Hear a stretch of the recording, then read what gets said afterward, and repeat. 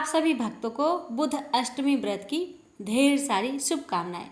प्यारे भक्तों, आज आप सभी श्रवण करेंगे बुध अष्टमी की व्रत कथा। हिंदू धर्म में बताया गया है कि जो भी मनुष्य पूरी श्रद्धा पूर्वक बुध अष्टमी का व्रत करता है उसे मृत्यु के पश्चात नरक नहीं जाना पड़ता है।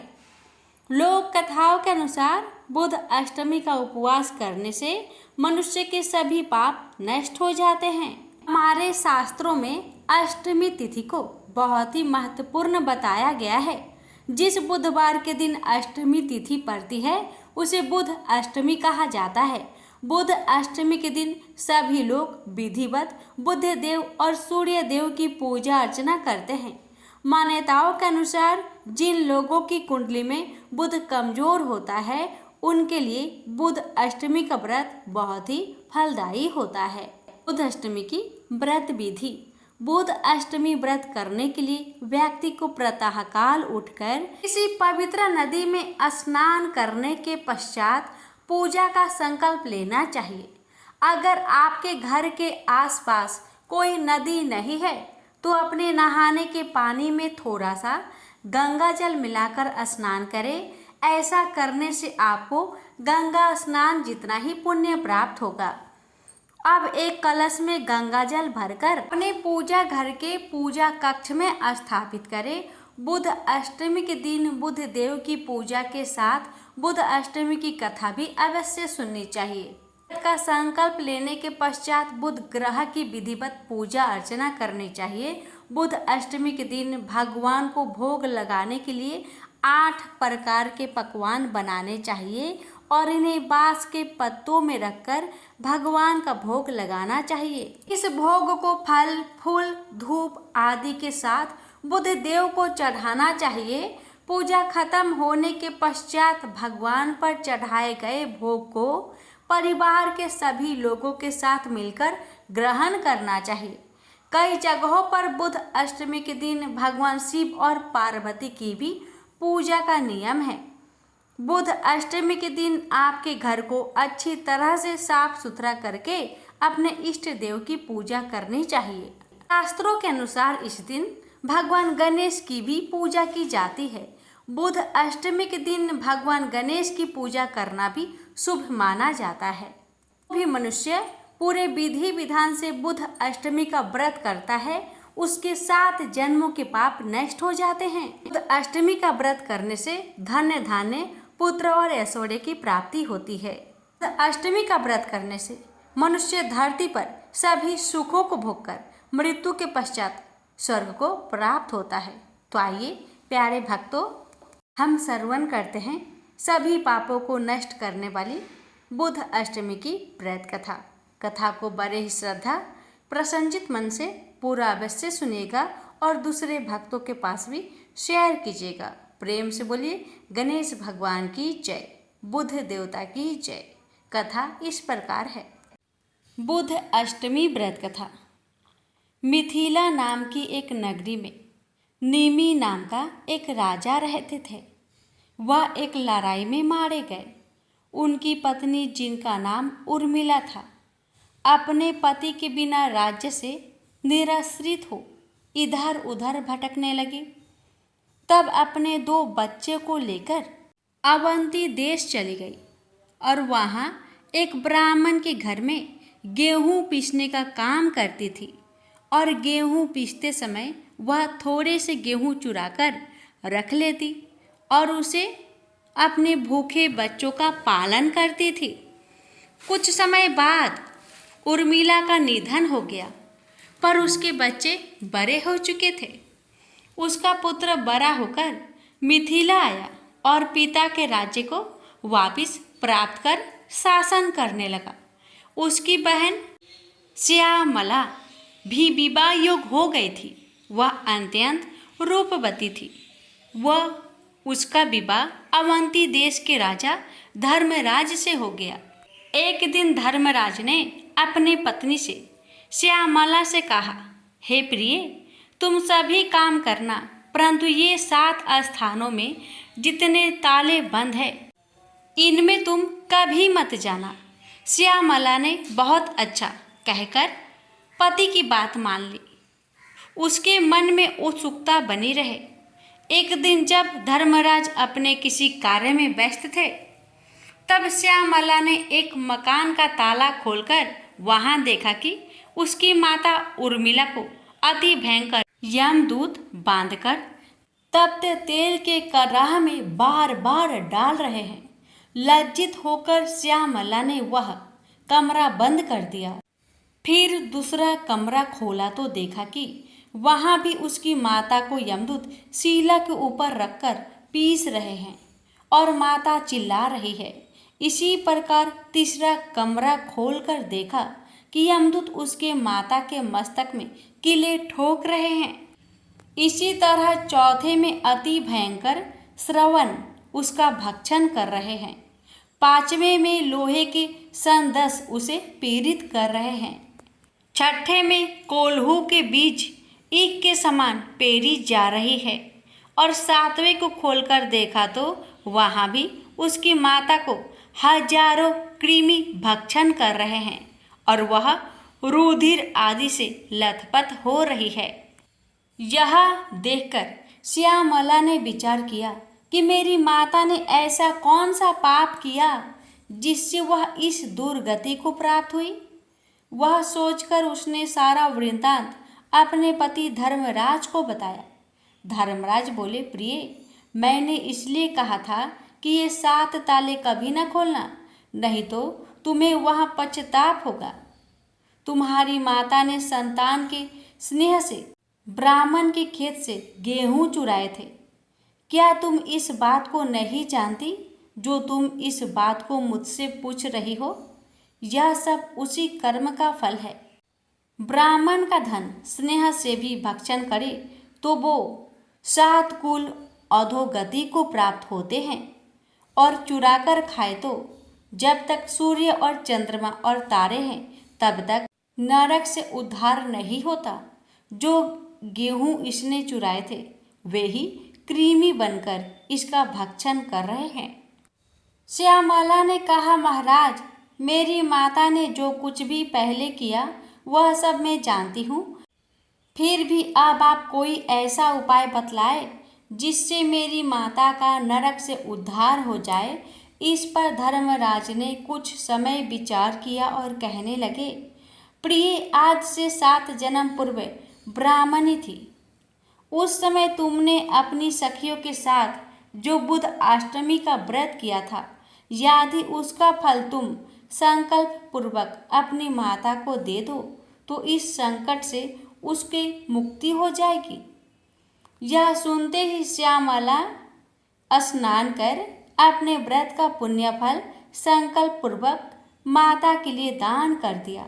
व्रत के फल के प्रभाव से उसकी माता भी उसी क्षण दिव्य देह धारण कर विमान में बैठकर अपने पति सहित स्वर्ग लोक की चली गई और बुध ग्रह के समीप हो गई। यह व्रत अपनी संतान को अपनी माता के लिए रखना चाहिए। इस व्रत को रखने से धन्य धान्य पुत्र पौत्र दीर्घ आयु और ऐश्वर्य मिलता है।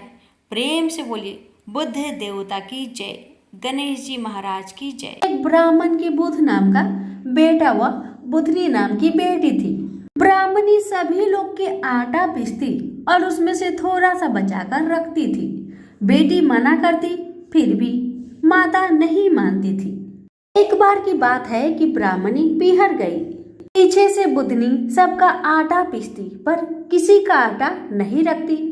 ब्राह्मणी पीहर से आई तो सबने उसे कहा कि तू हमारा आटा चुराती थी, तेरी बेटी हमको पूरा आटा देती है, हम तुझे आटा पीसने नहीं देंगे। तो सभी गांव वालों के जाते ही माता बुधनी को मारने लगी। कहने लगी कि मैं तेरा ब्याह कुत्ते से कर दूंगी और घर से निकाल दूंगी। यह देखकर बुध भगवान ने सोचा, बेटी सत से रही, इसका कष्ट मिटाना पड़ेगा। भगवान कुत्ते का भेष बनाकर आए। उसके भाई ने उस कुत्ते को ही तिलक कर दिया। सारे गांव में गूंज रही थी कि भगवान का ब्याह हो रहा है।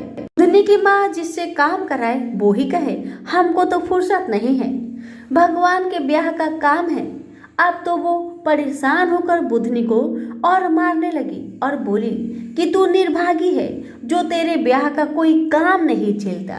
ब्याह की बेला भगवान कुत्ते का रूप ले गांव में हल्ला हो गया कि बुधनी का ब्याह कुत्ते से हो रहा है। बोली भगवान अब परीक्षा मत लो, अब मेरी हंसी कर रहे हैं। तो भगवान असली रूप में आ गए। विदा होते समय पालकी में बुधनी को बैठाया और विदा कराई। ससुराल में समय बीता। एक बुधनी की सहेली बोली भगवान तुझे तो ऊंची रखते हैं पर साथ की चाबी तुझे नहीं देते। बुधनी चाबी की जिद भगवान से करने लगी तो भगवान ने चाबी दे दी। ताला खोला, देखा कि माँ एक नरक जैसा वातावरण में पड़ी है। तुरंत भगवान के पास जाकर बोली मेरी माँ की यह दशा क्यों हुई? भगवान बोले ये अपने कर्म का दुख भोग रही है। बुधनी बोली आप जैसे जमाई मेरी माँ के हैं, इस वास्ते माँ को छुड़ाओ। भगवान बोले तेरी भाभी बुध अष्टमी का व्रत करे तो ये जून छूटे। बुधनी पिहर गई। भाभी के बच्चा होने वाला था। वो आई, बोली इसका कष्ट दूर होते ही इसको बुध अष्टमी का व्रत कराएंगे। थोड़ी देर में भाभी का लड़का हुआ, बेटा हुआ।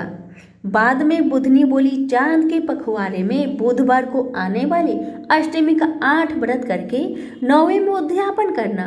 पोथी सुननी, 8 जोड़ा जोड़ी को जिमाकर वस्त्र देना, दक्षिणा देना और हाथ जोड़कर कहना मेरे माँ बाप जिस जून में हो वहां से निकलकर बैकुंठ में वास करे। बुध और उसकी स्त्री ने यह व्रत किया और नरक से उसकी माँ को छुड़ा बैकुंठ का वास करवाया। बुधनी जी ने अपनी माँ को नरक से छुड़ाया। उसी तरह सब बेटियां अपनी माँ को बैकुंठ में वास के लिए ये व्रत करें। से बोलिए बुद्ध देव की जय, गणेश महाराज की जय। बुधवार की व्रत कथा। एक बार एक मेढक और मेढकी तालाब में साथ रहते थे। मेढक गणेश जी का बहुत बड़ा भक्त था। वह हर रोज गणेश जी की पूजा करता था। वह कुछ काम न करता, बस गणेश जी का नाम जपता रहता। मेढकी उससे बहुत परेशान थी। एक दिन मेढकी ने गणेश जी की मूर्ति छिपा दी। मेढक आया और गणेश जी की मूर्ति के बारे में पूछने लगा तो मेढकी ने बोला कि मुझे नहीं पता। एक दिन एक औरत उनके तालाब के पास आई और उसने अपने मटके में पानी भरने लगी। जैसे ही उसने पानी भरा वैसे ही मेढक और मेढकी उसके मटके के अंदर चले गए। घर जाकर उस औरत ने पानी गैस पर रख दिया। मेढक और मेढकी भी साथ में जलने लगे। मेढकी मेढक को बोलने लगी कि तुम तो गणेश जी की बहुत बड़ी भक्त हो, तो बोलो गणेश जी को हमें बचाए।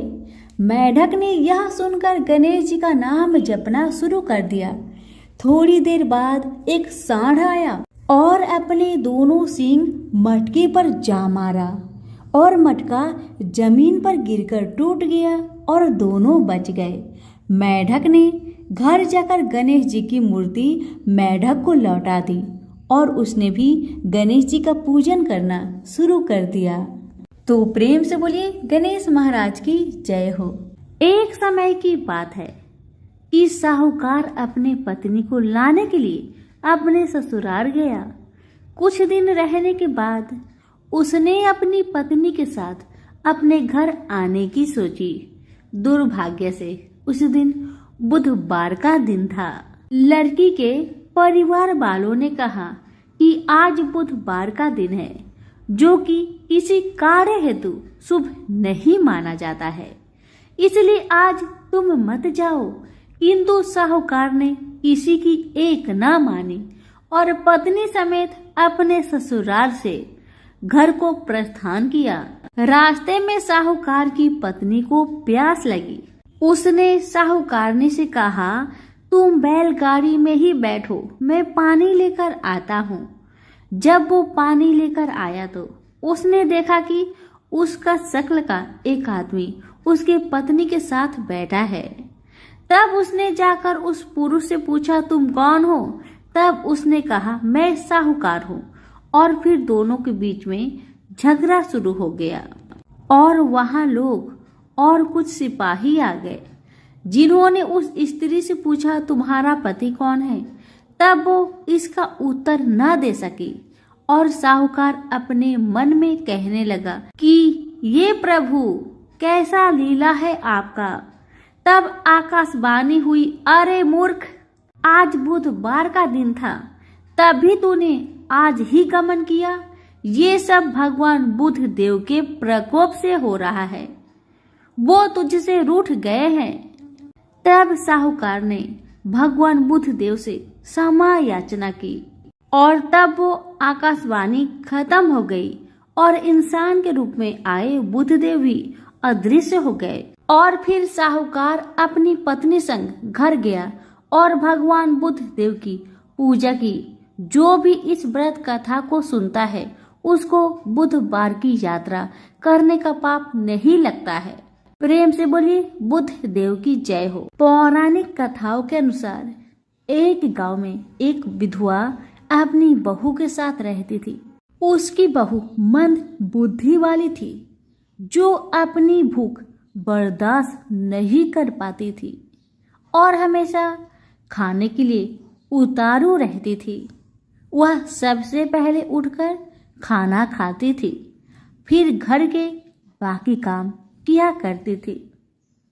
एक दिन विधवा ने अपने घर में पूजा करवाने का सोचा, लेकिन वह थोड़ी परेशान थी क्योंकि उसकी बहू अगली सुबह उठते ही खाने के लिए दौड़ेगी और पूजा के लिए बनाए गए पकवान को जूठा कर देगी।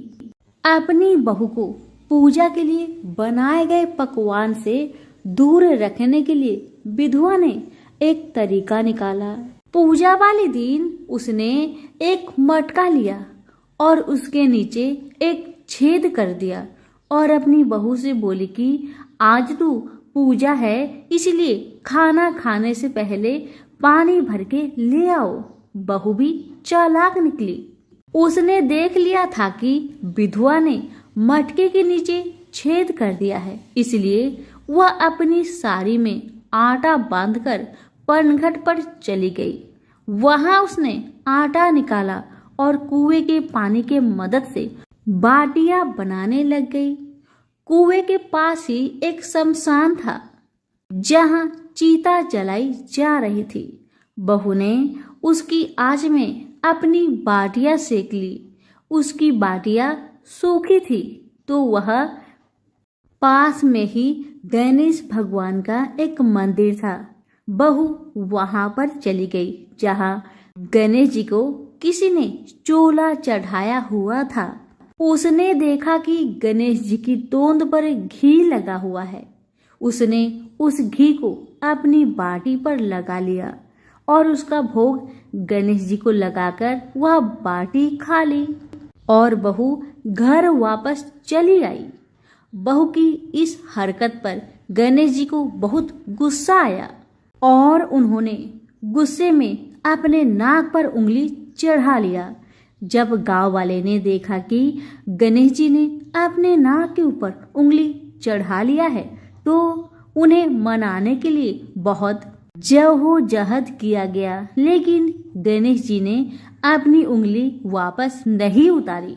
जब यह बात राजा को पता चली तो राजा ने बड़े बड़े पंडितों और ज्योतिषों को बुलवाया और हवन करवाया, लेकिन गणेश जी फिर भी नहीं माने। सब बहुत चिंतित थे।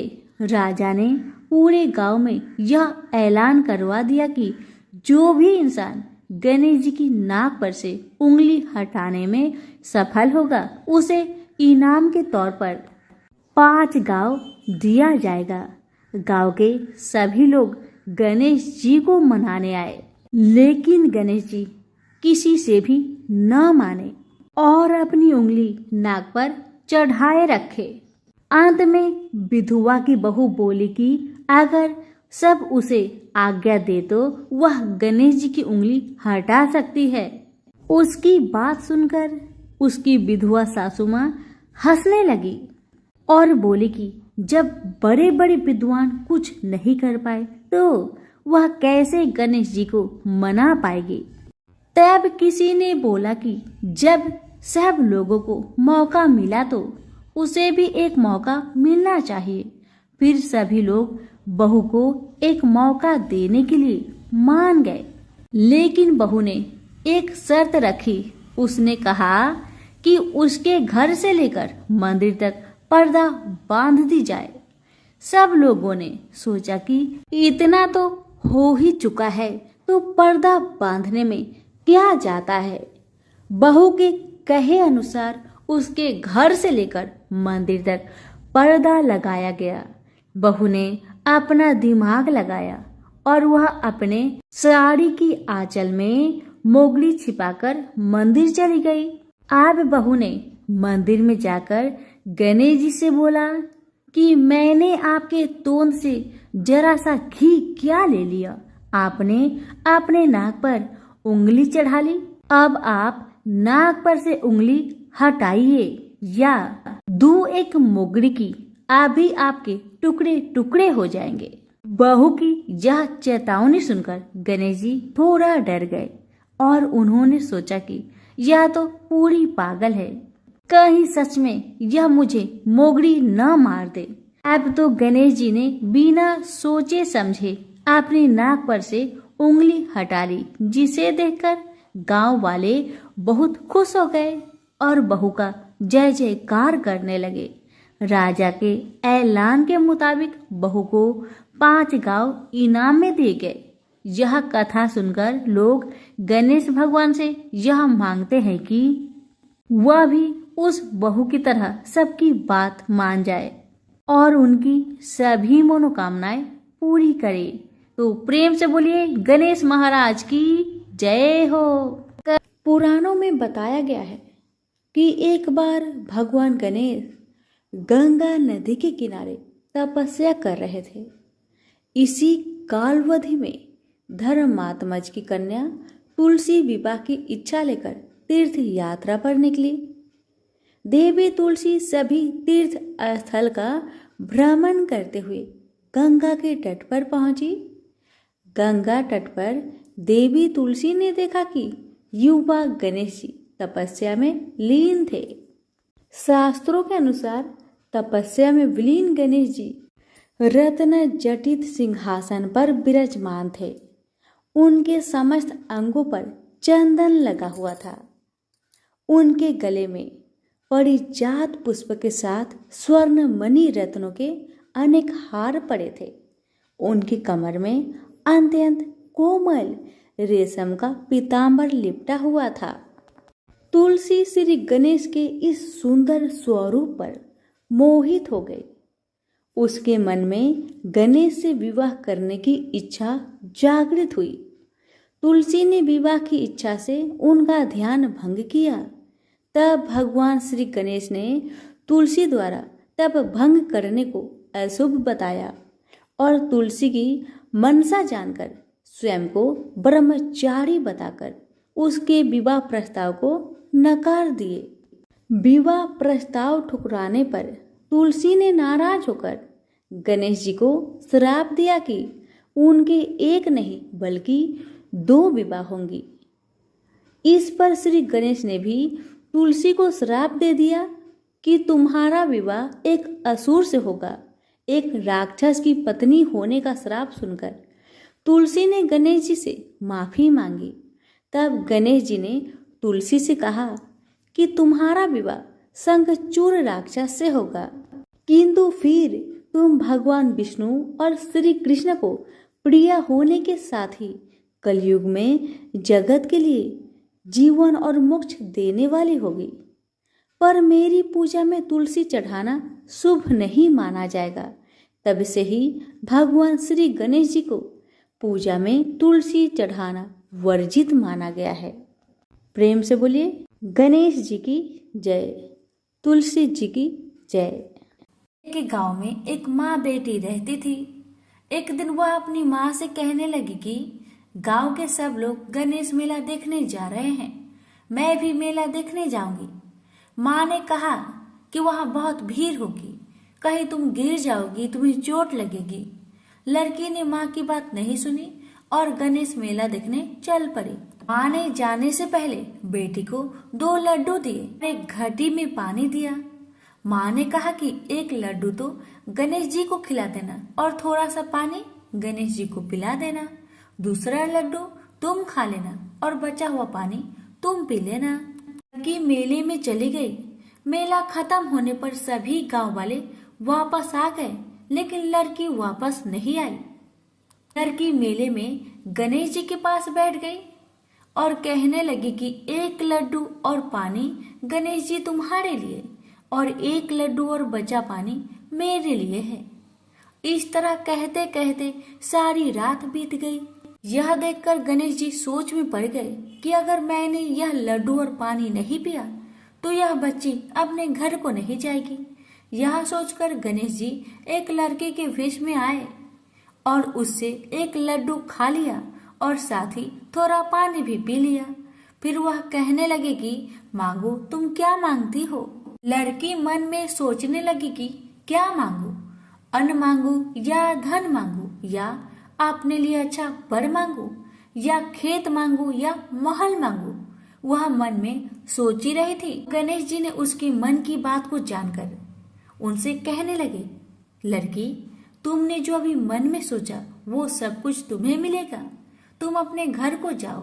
लड़की घर पहुंची तो माँ ने पूछा कि इतनी देर कैसे हो गई।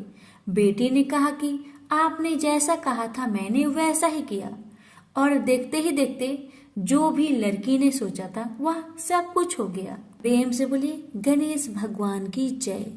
कि एक बार पथवारी माता, पाल माता और विनायक जी में झगड़ा हो गया। सब वो आपस में अपने आप को श्रेष्ठ बता रहे थे, बड़ा बता रहे थे। इतने में उनके सामने से एक लड़का जा रहा था जो कि ब्राह्मण का लड़का था। उस ब्राह्मण के लड़के को देखकर पाल माता, पथवारी माता और गजानन जी ने उसे रोका और कहा, ए लड़का, हमारा न्याय करके जा। तो लड़का बोला, हे भगवान, मैं कल वापस आऊंगा, तब आप सबका न्याय कर दूंगा। ब्राह्मण का लड़का बहुत चतुर था। उसे पता था अगर भगवान के बारे में कुछ गलत कह दिया तो मुझे बहुत दुख उठाना पड़ सकता है। इसी कारण से ब्राह्मण का लड़का चुपचाप वहां से चला गया और अपने माँ से सारा कहानी बताया कि माँ, मैं जब रास्ते से जा रहा था वहां पर पाल माता, पथवारी माता और विनायक जी अपने आप में लड़ रहे थे। पाल माता कह रही थी मैं बड़ी हूँ, विनायक जी कह रहे थे मैं बड़ा हूँ, पथवारी माता कह रही थी मैं बड़ा हूँ। इसी बात को लेकर दोनों माता और विनायक जी मुझे बुलाए और कहने लगे हमारा न्याय करता जा। लेकिन मैं बहाना बनाकर इतना कहकर आया, मैं कल आपका न्याय कर दूंगा। माँ, अब तुम बताओ मैं उनका न्याय कैसे करूं, बताओ माँ। बेटे की बात सुन माँ ने कहा, बेटा ध्यान से सुनो, जब कल पथवारी माता, पाल माता और विनायक जी के पास जाओगे तब सभी को बड़ा बता देना। लड़के ने कहा, ठीक है माँ, जैसा तुमने कहा मैं वैसा ही करूँगा। दूसरे दिन लड़का वहां पर चला गया जहाँ दोनों माता और विनायक जी रहते हैं। ब्राह्मण का लड़का सबसे पहले पाल माता से बोला, हे पाल माता, आप बड़ी हैं क्योंकि हर व्यक्ति आता है और स्नान ध्यान करके शुद्ध होकर जाता है और आप सबकी रक्षा करती हैं, इसलिए आप बड़ी हैं। तो ब्राह्मण लड़का गया पथवारी माता के पास और कहने लगा, हे माता, आप सबसे बड़ी हैं क्योंकि जितने भी तीर्थ धर्म ध्यान कर ले पर आपकी पूजा किए बिना उनका कार्य पूर्ण नहीं होता। आप जीवित को भी तारती है और मरने के बाद भी उद्धार करती है। ये पथवारी माता पथ की धारणी, इसलिए आप बड़ी है। अब विनायक जी की बारी आया तो लड़का बोला, हे भगवान, सबसे पहले शुभ काम में आपको ही मनाया जाता है। आपको ध्याए बिना कोई काम सिद्ध नहीं होता, इसलिए हे विनायक जी आप बड़े हैं। माता, पथवारी माता और विनायक जी लड़के की चतुराई पर बहुत प्रसन्न हुए और बोले, हे लड़के, तुमने तो हम सबको ही बड़ा कर दिया। हम सब तुमसे बहुत प्रसन्न हैं, इसलिए जा हम तुम्हें आशीर्वाद देते हैं कि तुम सदा सुखी रहो। और उसके साथ ही पथवारी माता, पाल माता और विनायक जी ने जौ के 2-4 दाने उसके अंगोछे में डाल दिया। जौ के दाने को देखकर लड़का सोचने लगा तो घाटे का सौदा हो गया। मैंने अपना दिन को खराब करके इन देवी देवताओं का न्याय किया और इसके बदले में मुझे कुछ जौ के ही दाने मिले। उदास मन से वह ब्राह्मण का लड़का जौ के दाने को अंगोछे में लपटकर घर जाके एक कोने में डाल दिया। बेटा घर आया तो माँ ने पूछा, बेटा न्याय कर आया, क्या मिला तुम्हें? बेटा ने कहा, घर के कोने में अंगोछे में रखा हूँ, जाकर देख लो। जैसे ही वहां गई, अंगोछे को उठाई, उसमें से ढेर सारे हीरे मोती का ढेर बरसने लगे। ये देखकर तो माँ अत्यंत प्रसन्न हो गई। माँ ने बेटे को बुलाया और कहा, बेटा आज तो पाल माता, पथवारी माता और विनायक जी आज तो हम पर प्रसन्न हुए हैं। माँ बेटी बहुत प्रसन्न हुए। हे भगवान, हे पाल माता, हे पथवारी माता, हे विनायक जी, ऐसे आपने ब्राह्मण के लड़के को दिए वैसे सबको देना। कहानी कहने वाले, सुनने वाले, हुकार भरने वाले को सुख समृद्धि धन धान्य देना। प्रेम से बोलिए, पाल माता, पथवारी माता, विनायक जी की जय। एक ब्राह्मण था जो नित्य प्रतिदिन सुबह उठकर गंगा जी स्नान के लिए जाता था और आकर विनायक जी का पूजा करता और विनायक जी की कहानी सुनता था। ब्राह्मण की पत्नी को पूजा करना अच्छा नहीं लगता था। जब भी ब्राह्मण पूजा करता तो ब्राह्मणी गुस्सा हो जाती थी और कहती थी कि सुबह पहले पूजा करने के लिए बैठ जाते हो, मैं झाड़ू निकालती हूँ, घर का काम करती हूँ, तुम्हें कोई काम नहीं है क्या? ब्राह्मण अपनी पत्नी की बातों पर ध्यान ही नहीं देता था। एक दिन की बात है, ब्राह्मण गंगा जी नहाने के लिए चला गया। ब्राह्मणी ने विनायक जी को छुपा कर रख दिया। जब ब्राह्मण गंगा नहाकर वापस आए, विनायक जी की मूर्ति नहीं मिली तो ब्राह्मणी से पूछने लगा कि विनायक जी की मूर्ति कहाँ गई। ब्राह्मणी कहने लगी, मुझे क्या पता तुम्हारे विनायक जी कहाँ गए। अब तो ब्राह्मण खाना पीना खाना बंद कर दिया।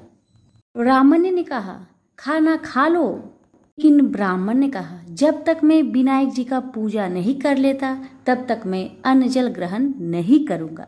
ब्राह्मणी ने ब्राह्मण को बहुत समझाया मगर ब्राह्मण ब्राह्मणी की बात नहीं माने। अब तो ब्राह्मण और ब्राह्मणी दोनों झगड़ने लगे। दोनों को लड़ते झगड़ते देख विनायक जी की मूर्ति हंसने लगी। तब ब्राह्मणी गुस्से में आकर बोली कि मूर्ति वहां रखी है। उसके बाद ब्राह्मण ने विनायक जी की पूजा अर्चना की। तब अचानक ही विनायक जी की मूर्ति बोल उठी कि तुझे मेरी सेवा करते हुए बहुत दिन हो गए हैं, कुछ मांगो मुझसे। ब्राह्मण बोला कि अन्न मांगो कि धन मांगो, जितना दुनिया में सुख है क्या वह सब सुख मांगो। तब विनायक जी ने सारा सुख, धन, अन्न सब ब्राह्मण को दे दिए। ब्राह्मण मूर्ति को मंदिर में रखकर पूजा अर्चना करने लगा। ब्राह्मणी को इतना अन्न धन मिलने से उसकी भी पूजा करने की श्रद्धा जाग उठी और वह भी ब्राह्मण को बोलकर मूर्ति घर में रखवाई और खूब प्रेम से गणेश महाराज की पूजा करने लगी। हे विनायक जी महाराज, जैसा सुख आपने ब्राह्मण को दिया वैसा सुख सबको देना। विनायक जी की कहानी कहने वाले को, विनायक जी की कहानी सुनने वालों को और हुक्कार भरने वालों को और पूरे परिवार को देना। तो बोलो गजानंद गणेश जी महाराज की जय, विनायक जी महाराज की जय। विनायक जी और देवरानी जेठानी की कहानी। दो देवरानी और जेठानी थी। देवरानी के पास बहुत धन था लेकिन जेठानी बहुत गरीब थी। जेठानी गणेश जी की बहुत आराधना करती थी। वह अपनी देवरानी के घर आटा पीसने जाती थी। जिस कपड़े से वह आटा छानती उसी कपड़े को वह अपने घर को लाकर पानी में घोलकर अपने पति को पिला देती थी। एक दिन देवरानी के लड़के ने देख लिया और अपनी माँ से बोला कि माँ, ताई यहाँ से आटा का कपड़ा ले जाकर ताऊ जी को घोलकर पिला देती है। देवरानी की बात सुनकर बहुत गुस्सा हुई जेठानी और गुस्से में बोली कि मेरे घर से आटा छानने के बाद कपड़ा यहीं पर रखकर हाथ धोकर जाए। वह ऐसा ही करने लगी। लेकिन जब वह घर जाती तो उसका पति बोलता कि मुझे आटा घोल कर दे, मुझे बहुत भूख लग रही है। जेठानी ने बोला कि आज उसने आटा छानने का कपड़ा रख लिया। तब उसका पति गुस्से में आकर उसको मारने लगा। उस रात वह गणेश जी करते हुए सो गई। गणेश जी आए और उन्होंने पूछा, क्यों सो रही है? वह बोली कि मेरी देवरानी के आटा छानने को कपड़े लाकर मेरे पति को घोलकर पिला दी थी। आज उसने कपड़ा रख लिया, इसलिए आज मैं अपने पति को आटे के घोर पिला नहीं सकी, इसलिए मेरे पति ने मुझे मारा। गणेश जी ने कहा कि मैं घर घर से तिलकुट्टा खाकर आया हूँ, इसलिए मुझे शौच जाना है। कहाँ पर जाऊँ बताओ? उसने कहा कि महाराज बहुत जगह पड़ी है, कहीं पर भी चले जाओ। गणेश जी शौच करके वहां से चले गए। थोड़ी देर बाद जब उसने उठकर देखा कि सारा घर तो हीरे से जगमगा रहा है, वह धन को इकट्ठा करने लगी तो देवरानी के घर जाने में देर हो गई। देवरानी ने लड़के को भेजा कि देख कर आओ आज ताई क्यों नहीं आई। लड़के ने आकर देखा कि ताई के घर में तो बहुत सारा धन हो रहा है। उसने जल्दी जाकर अपनी माँ को बताया। देवरानी दौड़ी दौड़ी आई और पूछा कि तेरे यहाँ इतना धन कहाँ से आया? तब जेठानी ने सारी बात बता दी। इतनी बात सुनकर देवरानी घर पर आई और अपने पति से बोली कि मुझे भी लकड़ी से मारो। जेठानी के पति ने उसे लकड़ी से मारा था। उसके घर बहुत धन हो गया। उसका पति बोला कि तू धन की भूखी क्यों मार खाती है, लेकिन वह नहीं मानी। उसके पति ने उसे खूब मारा। वह सारा मकान खाली करके गणेश जी का नाम लेकर सो गई। गणेश जी आए और बोले कि घर घर से तिलकुट्टा खाकर आया हूँ, इसलिए मुझे शौच जाना है, मैं कहाँ पर जाऊँ? तब वह बोली कि महाराज मेरे तो बहुत बड़ा मकान है, कहीं पर भी चले जाओ। गणेश जी शौच करके ही वहां से अंतर ध्यान हो गए। थोड़ी देर बाद उठकर देखी तो उसने देखा कि घर में बहुत सारा कूड़ा कचरा रखा हुआ है। यह देखकर वह बोले कि महाराज आपने तो मेरे साथ छल किया है। जेठानी को इतना सारा धन दे दिया और मुझे कूड़ा करकट दे दिया। अब गणेश जी वहां आए और बोले कि तू धन की भूखी मार खाई, वह धर्म की भूखी। देवरानी बोली कि महाराज ये सब कूड़ा कचरा समेटो, मुझे तो धन नहीं चाहिए। तब गणेश जी ने कहा कि तेरे पास जितना धन है उसमें से आधा जेठानी को दे दे, तब यह कूड़ा कचरा समेट लूंगा। देवरानी ने जब अपने धन में से आधा धन जेठानी को दिया, तब गणेश जी ने अपनी सारी माया समेटी। हे गजानन गणेश जी महाराज, देवरानी को दिया वैसा किसी को मत देना, जेठानी को दिया वैसा सबको देना। विनायक जी की कहानी कहने वालों को, विनायक जी की कहानी सुनने वाले को, हुक्कार देने वाले को और पूरे परिवार को देना। प्रेम से बोलिए गणेश भगवान की जय। बहुत समय पहले की बात है, किसी गांव के बाहर एक बरगद का पेड़ था, जिसके पास ही गणेश जी का एक छोटा सा मंदिर था। गांव में और मंदिर नहीं थे, इसलिए सब लोग इसी मंदिर में आकर पूजा किया करते थे। गांव में एक भिखारी भी रहता था। भीख मांगना ही उसका काम था। गांव छोटा सा था, भिखारी को काफी भीख नहीं मिलती थी, इसलिए यह और कोई उपाय न देखकर मंदिर के दरवाजे पर बैठने लगा। सोचने लगा कि लोग यहाँ धर्म करने आते हैं और नहीं तो सही पेट भरने लायक भीख तो मिल जाया करेगी। भिखारी दिन भर मंदिर के दरवाजे पर बैठा रहता और जब वहां किसी को आते देखता तो शिव शिव रटने लगता। इस तरह बेचारा दिन भर गणेश जी और शिव जी का नाम जपता रहता था, मगर शाम तक उसे भीख मिलती थी। फिर 2-4 मुट्ठी अन्न और कुछ फल मूल और कभी कभी 4-6 पैसे मिलते थे। हालांकि इतनी थोड़ी आमदनी से किसी की गुजर कैसे हो सकती है। फिर भिखारी को अपना ही नहीं बल्कि अपनी बेटी की भी चिंता करनी पड़ती थी। उसकी बेटी का नाम था कमला और वह बड़ी चतुर और बड़ी समझदार थी, मगर चतुराई और समझदारी से तो पेट की आग नहीं बुझती, उसे तो भोजन चाहिए। इसलिए कमला कभी कभी अपने बाप को भोजन पाने के लिए तंग करने लगती थी। उस वक्त भिखारी के दिल पर बड़ी चोट लगती, उसकी आंखें भर आती थी। वह चिंता के समुद्र में डूब उतरने लगता था। गर्मी के दिन थे, दोपहर का समय था। ऊपर आसमान और नीचे धरती धक धक जल रही थी। चारों तरफ सन्नाटा छा रहा था। ऐसे ही समय में महादेव पार्वती लोगों का सुख दुख देखने इस संसार में आए। चलते चलते वे उसी गांव में पहुंचे और गणेश जी के मंदिर के सामने से निकले। भिखारी उन्हें आते देख ओम नमः शिवाय की रटना रटने लगा। भिखारी की यह हालत देख पार्वती जी को बड़ी दया आई। उन्होंने महादेव जी से कहा, भगवान इस भिखारी की तरफ भी तो देखिए, बेचारा कितना दुखी है।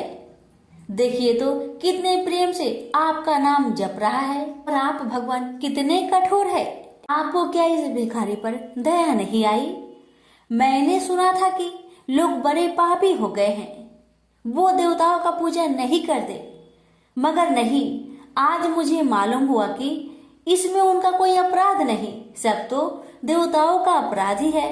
आप इसी भिखारी को ले लीजिए। बेचारा को आपका नाम लेते लेते बरसों बीत गए, इतने पर भी अभागा पेट भर भोजन तक नहीं पाता। जब देवता ही ऐसे कठोर हो जाएंगे तब कोई काहे उनकी पूजा करेगा। अब महादेव जी को पार्वती जी की बात लग गई।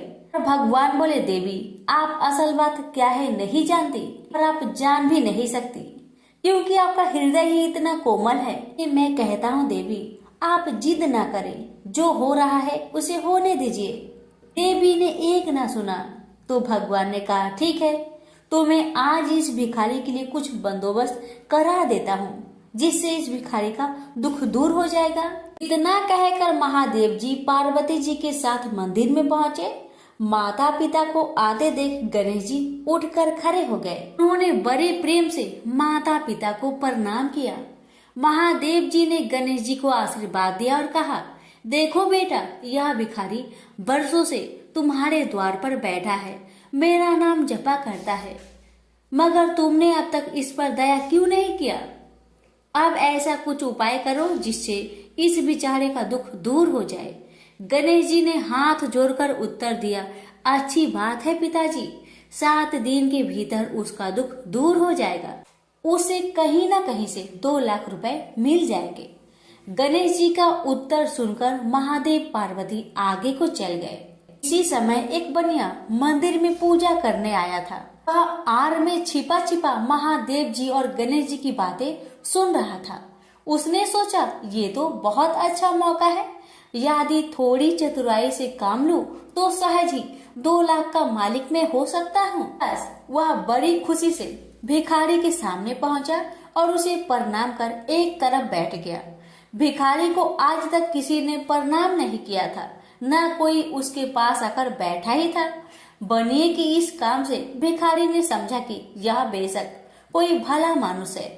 वह मन ही मन प्रसन्न हुआ और बनिए से बोला, बाबा आप बहुत दयालु जान पड़ते हैं, कहिए मेरे पास आने की कृपा क्यों कर हुई? आप नहीं जानते मैं गरीब भिखारी हूँ।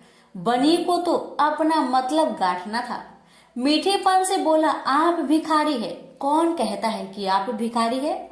मुझे अच्छी तरह मालूम है कि आप एक पहुंचे हुए महात्मा हैं और आपके दर्शन से लोगों के पाप दूर हो जाते हैं। मैं भी आपके दर्शन करने चला आया हूँ। मुझे आपसे कुछ पूछना है, यदि आज्ञा दो तो पूछो। भिखारी खुशी से बोला, पूछिए। बनिया बोला, भला दिन भर आपको कितनी भीख मिल जाती है? भिखारी बोला, भाई मिलने की क्यों पूछते हो, यहाँ तो पेट की भी लाले पड़े रहते हैं। रोजाना 2-4 मुट्ठी अन्न मिल जाता है, कभी 2-4 पैसे भी मिल जाते हैं, किसी तरह दिन काट लेता हूँ। बनिया कहने लगा, राम राम, आप जैसे महात्मा और यह कष्ट, इस गांव के आदमी भी क्या आदमी हैं? आपकी थोड़ी सी सहायता नहीं कर सकते? आप कैसे यह कष्ट सह लेते हैं? मुझे तो आप पर बड़ी दया आती है। मेरे जी में आता है कि मैं आपकी कुछ सेवा करूं, पर कहने में डर मालूम होता है। भिखारी बोला, आप मेरी सहायता कर सकते हैं। तब बनिया हंसते हुए बोला, मेरी इतनी हैसियत कहाँ है जो आपकी कुछ सेवा कर सकूं। मगर एक बात है, आज से 7 दिन तक आपको जो कुछ भी मिले वह मुझे दे दीजिए, बदले में आपको मैं 100 रुपया दे दूंगा। 100 रुपये के नाम सुनते ही भिखारी मारे खुशी के उछल पड़ा। उसने सोचा, अगर 100 रुपये मिल जाए तो क्या कहना, यहाँ तो 7 दिन में 7 आने के सामान भी न मिले, तब तो 100 रुपये छोड़ देना सरासर बेवकूफी होगी, पूरा गधापन है।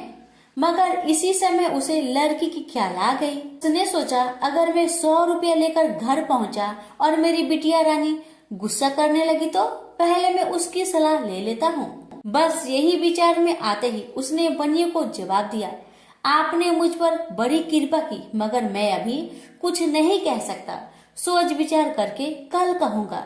जब बनिया चला गया तब भिखारी ने अपनी बिटिया को बुलाया और उससे सब हाल कह सुनाया।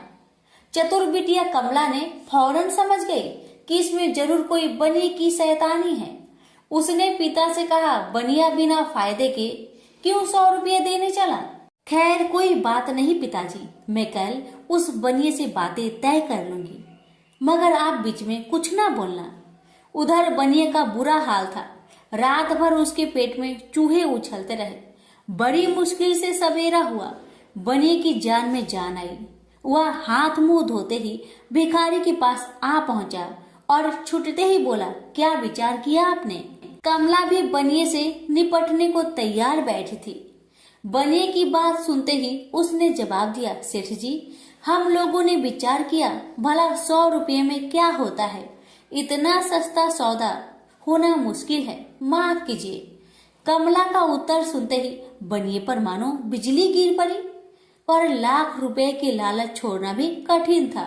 वह 200 रुपए देने को राजी हो गया। अब तो कमला का संदेह और भी पक्की हो गया। वह समझ गई कि बनिया जरूर किसी भारी लाभ के लिए ही इतने रुपए देना चाहता है। उसने जवाब दिया, सेठ जी, इतना सस्ता सौदा और कहीं होता होगा। 100 दो, 100 या 1000 दो, 1000 में तो होता ही क्या है। जो चीज आप कौड़ियों में मोल खरीदना चाहते हैं वह लाख रुपए में भी सस्ती है। यह सुनकर बनिया बहुत घबराया, परंतु उसने अपनी कोशिश जारी रखी। मारे लोभ के वह अंधा हो रहा था। उसको लोभ का भूत सवार हो गया था। उसने 100 दो, 100 से बढ़कर अंत में 50,000 लगा दिए। अब कमला ने सोचा, इतने रुपए थोड़े नहीं होते। अब बिटिया कमला ने सोचा, इतने बड़े रकम को छोड़ना ठीक नहीं है। उसने बनिए से कहा, खैर आप नहीं मानते तो मैं ही आपकी बात मान लेती हूँ, मगर शर्त यह है कि रुपए अभी मिलने चाहिए। ये शर्तें मंजूर करने में बनिए को क्या उजर थी। वह खुशी खुशी घर लौटा। उसने सोचा 50,000 रुपए देकर 1 लाख लेना कुछ बुरा नहीं है। 2 लाख न सही 1.5 लाख मालिक तो बन ही जाऊंगा। आहा, मेरी तकदीर भी कितनी चोखी है। 7 ही दिन में 50,000 का लाभ हो गया। उसने घर आते ही भिखारी के पास 50,000 रुपए भेज दिए। अब बनिया हर रोज भिखारी के पास आता और उसकी दिन भर की भीख घर ले आता। इस तरह 6 दिन बीत गए। अब तो बनिए को बड़ी फिक्र हुई। 7वें दिन वह फिर गणेश जी के मंदिर में पहुंचा। उसने देखा कि आज फिर महादेव पार्वती मंदिर में पधारे हैं। बस वह दीवार से कान सटा उनकी बातें सुनने लगा, मगर यह क्या, उसका कान दीवार में चिपक गया। उसने कान छुड़ाने की बहुत कोशिश की, पर कान टसमस न हुआ। तब वह दाहिने हाथ की सहायता से कान छुड़ाने लगा। इतने में हाथ भी दीवार में चिपक गया। इधर महादेव जी ने गणेश जी से पूछा, बेटा इस भिखारी के लिए कुछ इंतजाम हुआ है। गणेश जी बोले, जी हाँ, उसे 50,000 रुपए तो दिलवा दिए हैं, बाकी के लिए बनिए को दीवार से चिपका कर रखा है। यह बनिया बड़ा लोभी कंजूस है। इसने गरीबों से एक एक के 4-4 वसूल कर अपना घर बनाया है। रुपए वसूल करने में इसने गरीबी पर दया नहीं की। उनके बच्चे भूखे मरते रहे, पर इसने 4 रुपए वसूल करके भी संतुष्ट नहीं किया। इस तरह इसने 1 लाख रुपए से अपनी तिजोरी भर ली है। गरीबों के माल से यह सुख नहीं उठा सकता। अब जब तक यह भिखारी को बाकी 50,000 रुपए न देगा तब तक दीवार से चिपका रहेगा। गणेश जी की बातें सुनकर बनिए ने अपना माथा को पीट लिया। इसकी आंखें में आंसू बरसने लगे। जब उसने घर से 50,000 रुपए मंगवाया और भिखारी को दे दिए तब कहीं दीवार से उसका पीछा छूटा। से बोलिए गणेश भगवान की जय, उमापति शंकर भगवान की जय।